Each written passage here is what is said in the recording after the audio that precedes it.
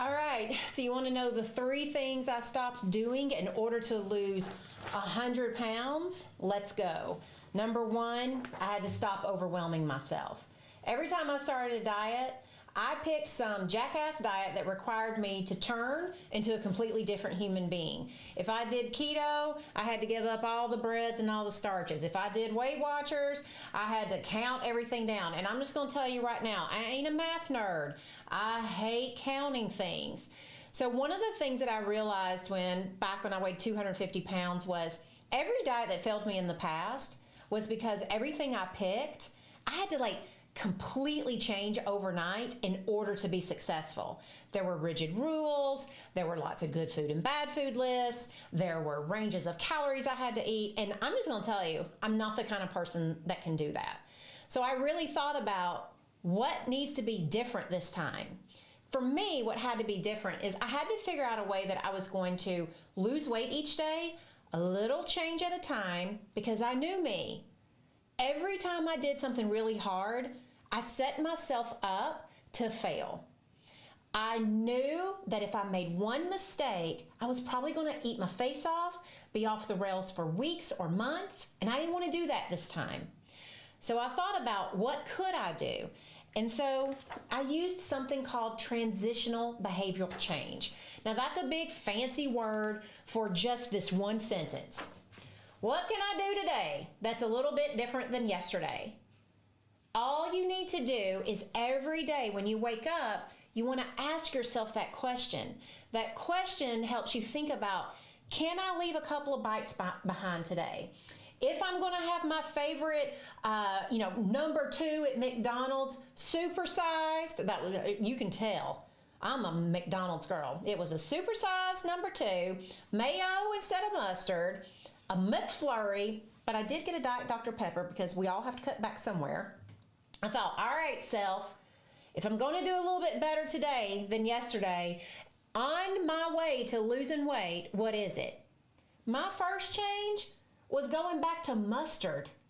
I knew I could do it. I knew that I could put that on repeat.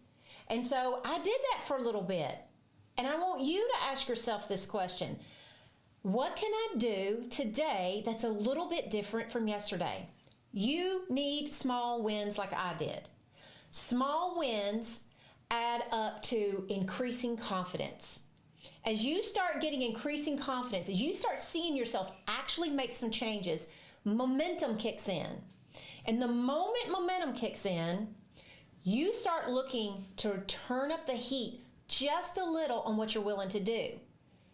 It's so crazy. It did not take long before I was like, weight's coming off, and I'm not having to work that hard for it.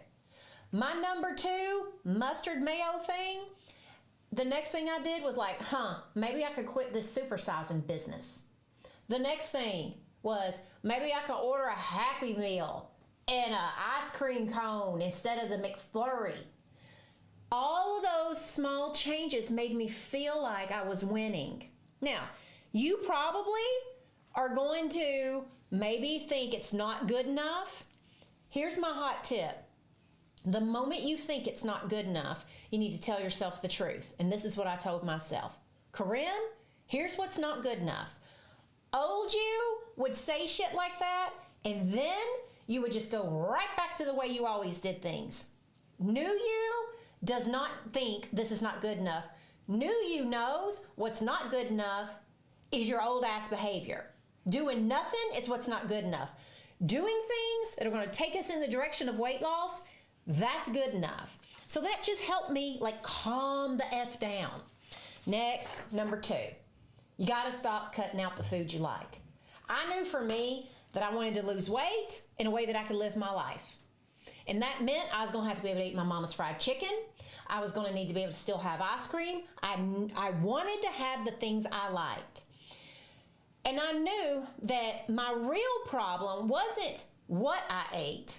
It was really how much of it that I would eat. If I just had a piece of fried chicken, that's one thing. But most of the time when I would go to my mama's, I'd eat a piece of fried chicken, feel guilty as hell. Next thing you know, I'm eating 2 or 3, telling myself, I'm going to have to cut this out. I'm going to find me a diet. This shit's got to go. I don't think we need to cut out our favorite foods. I have coached thousands of people, and they plan the foods they like.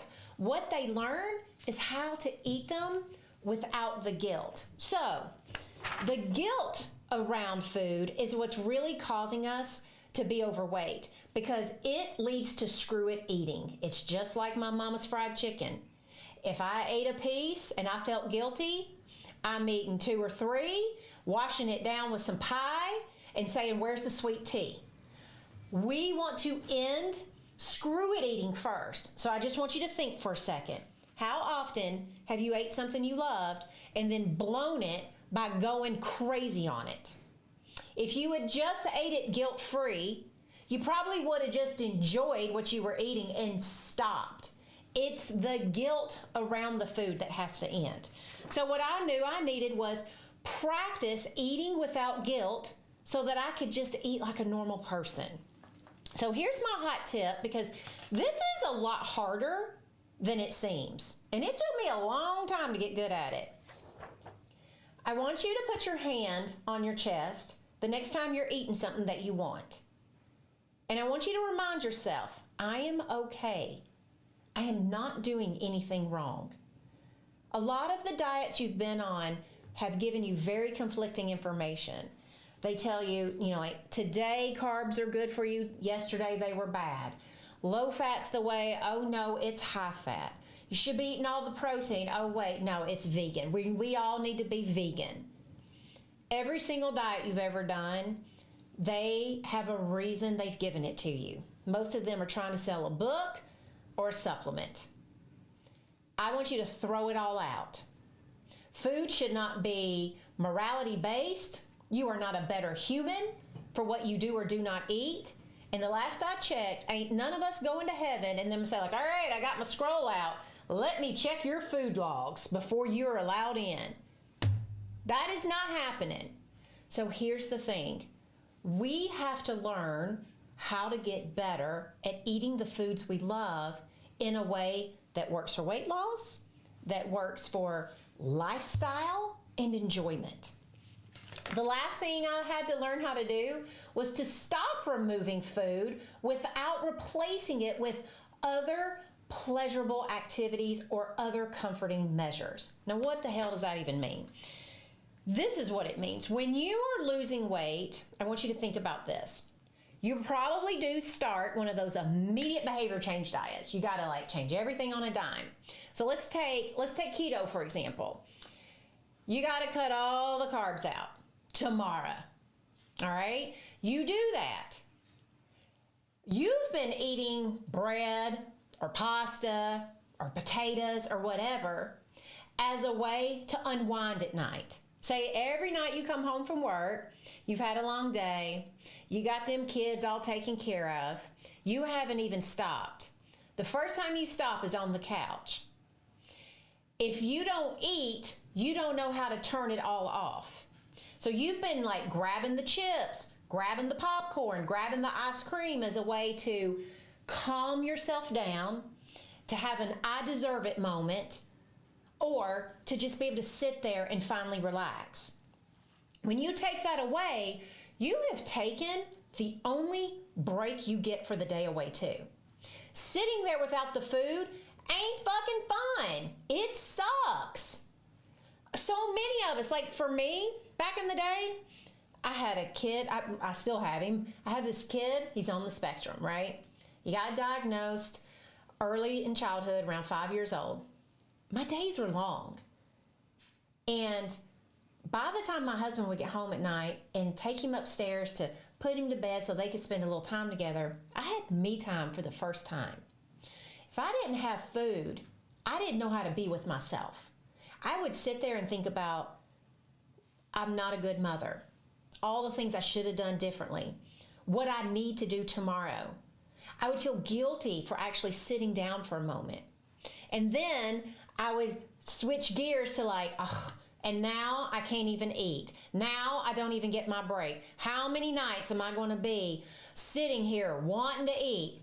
It was a disaster. So one of the things I realized, I had to not only figure out like how I was going to lose weight, I had to figure out how I was going to add in better conversations with myself, how I was going to learn how to start cutting myself some slack, how was I going to have other things in life that I enjoyed outside of food.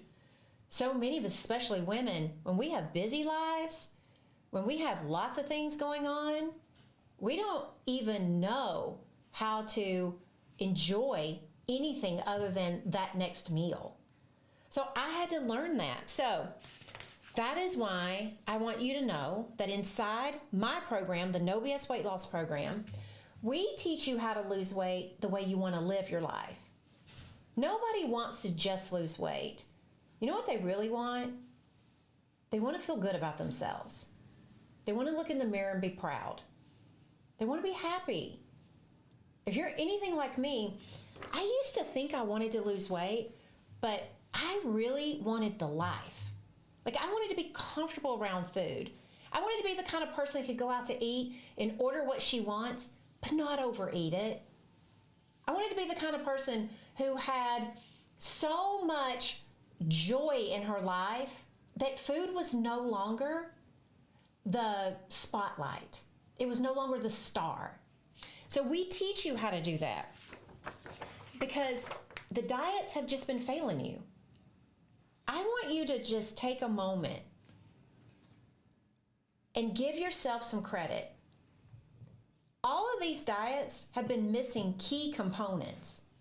It's not you that's been failing. You just haven't been taught what you need in order to actually lose the weight. So this is how my program works. Very different than what other people do. The first thing I do is I just keep weight loss to 4 simple basics. Then I help you tackle the real shit that is standing in the way of your weight loss. I surround you with people like you who are all on a mission to lose weight how they want to live their life. And then, unlike most programs, I give you real help, real human beings and no bots. So the 4 basics that I teach are, I'm going to teach you actually how to plan the food you like, guilt-free, how to get comfortable around them again, how to include them, and how to stop just eating because it's time, because it's there, because you ain't got nothing better to do, because you feel bad, for all of those reasons. And that's where the planning element comes in. We plan for your real life. The next thing is I teach you all about hunger and enough. We're not eating for the real reasons. You have to learn how to start listening to your body again and no longer listen to meal plans and food apps. No more calorie apps, no more macros and stuff. The way that I teach it is like, we're going to teach you the process of how to figure out when your body needs some food, not when you're starving. We're not waiting on extreme hunger, just normal freaking hunger, and how to stop it enough.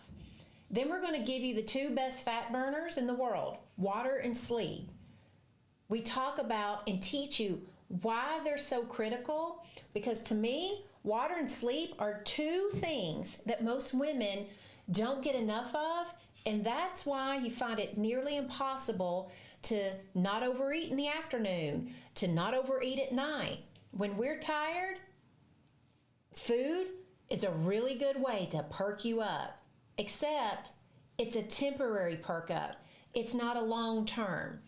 If you feel guilty after it, or you can't lose your weight, or you're tired because you're overweight, it's not solving anything.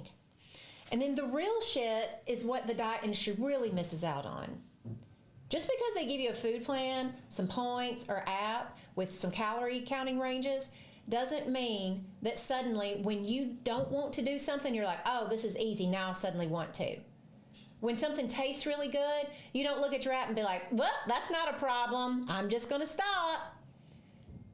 When you've had a long day and no one has said a word of thanks or gratitude, including you thanking yourself for how you show up and acknowledging yourself, I deserve it eating. We have to learn how to start loving ourselves, appreciating ourselves, and catching ourselves doing things right more than we catch ourselves doing things wrong. So we can stop I deserve it eating. And then we have to learn things like, how do you get past a bad day without turning to food? If you're anything like me on all the diets I did, I was real good if life was going great. But the second shit hit the fan, guess what? All bets were off. These are the things the diet industry is not teaching us, and you owe it to yourself to learn them. We also surround you with your people. I think it's just really important. Weight loss is lonely. Most people, if they have not had a weight loss, like a weight issue, they don't get us. I have had countless friends, countless partners, countless family members try to tell me, just eat less. Like, you just need more willpower. You need to be exercising. You should be eating this. You should be doing that. People who haven't struggled with their weight just don't get it. You need to be around people who get it so that you're not trying to do this in a silo. You're not trying to do this while also feeling lonely and unsupported. We also have accountability groups that we set people up with. Not everybody wants a huge group. They just want a few key people. So we try to give you what you need, because I know weight loss is easier when you feel supported. And then real help. I'm a real person. All my weight loss coaches are real people who have worked on their weight loss, and they want it for you just as bad as you do. So you can join now. Look below. You'll have more information. You can click the button. You can get started today. I just don't think you should keep waiting. The best time to lose weight probably would have been yesterday. Do you know when the second best time to lose weight is? Today. And here's one thing I can promise you. When you join, you are not going to need a Last Supper. I'm not taking away food. I am not going to starve you. I am not going to restrict you. You are fixing to figure out what food freedom is. You are fixing to figure out how to lose your weight for the last damn time. So look below and let me help you.